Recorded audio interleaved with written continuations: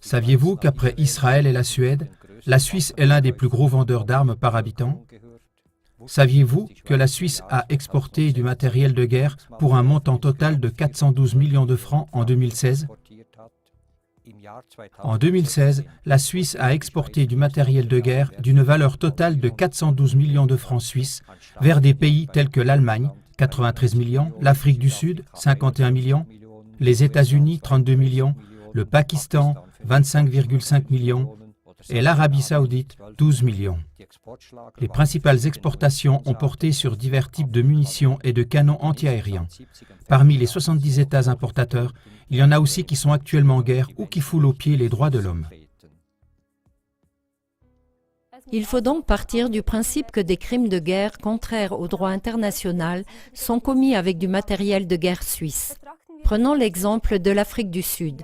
En 2016, l'Afrique du Sud était le deuxième meilleur client de l'industrie suisse de l'armement et a acheté pour 51,3 millions de francs des équipements de conduite de tir et des pièces détachées pour la défense antiaérienne. Contrairement à d'autres États, l'Afrique du Sud n'est pas menacée militairement et avait certainement besoin d'acheter bien d'autres choses que du matériel de guerre à Rheinmetall, l'industrie suisse de l'armement. De nombreux Sud-Africains vivent dans une grande pauvreté et ne reçoivent souvent aucune aide médicale lorsqu'ils sont malades. Et les canons et les grenades de Zurich ne sont pas les moyens de lutter contre la pauvreté et la maladie. Un autre exemple est l'Allemagne. Depuis des années, l'Allemagne est l'un des meilleurs clients de l'industrie suisse d'armement. Dans le cadre de l'OTAN, l'Allemagne a effectué des opérations militaires dans les guerres au Kosovo, en Irak et en Afghanistan avec des armes fabriquées en Suisse.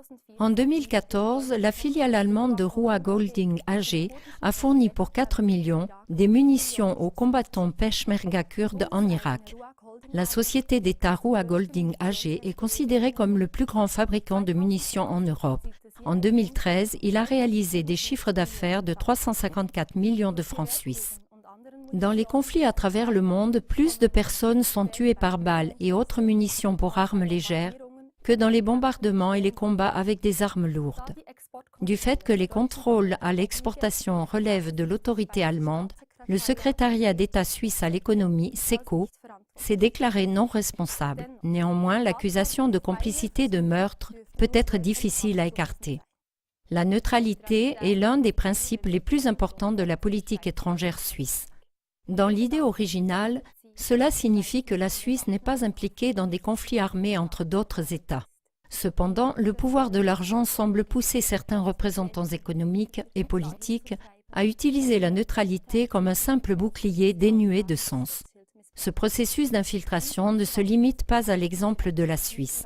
Des violations du droit international et de la neutralité peuvent également être observées dans d'autres pays européens tels que l'Allemagne, avec par exemple la base américaine de Ramstein servant de plateforme de guerre, et l'Autriche, avec par exemple les transports de troupes et de chars de l'OTAN à travers le pays. Lors d'une manifestation pour la paix en janvier 2017, le politicien allemand Christian Görg a déclaré « Nous avons une responsabilité historique d'assurer la paix et le désarmement. Les chars ne font la paix nulle part. »